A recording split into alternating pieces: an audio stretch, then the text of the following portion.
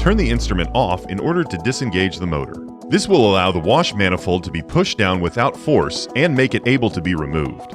Grab the wash array with your hand and lift gently but with force so that the wash manifold is removed from the retaining cradle. Remove both the wash and waste tubing so the wash manifold is able to be removed totally from the instrument. You may have to use some force to remove the tubes.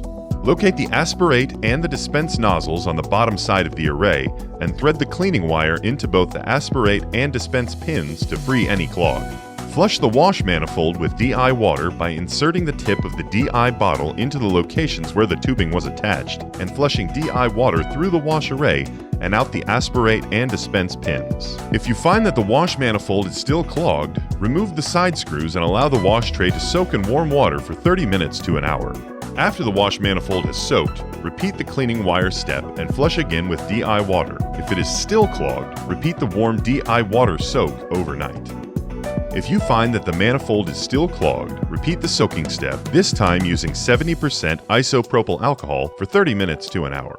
After the clog has been removed, replace the wash head assembly. You may need to cut a small piece of the tube in order to have a clean cut edge to reapply the tubing. Position the wash head assembly back in the retaining cradle and push it down into location and reattach the tubing.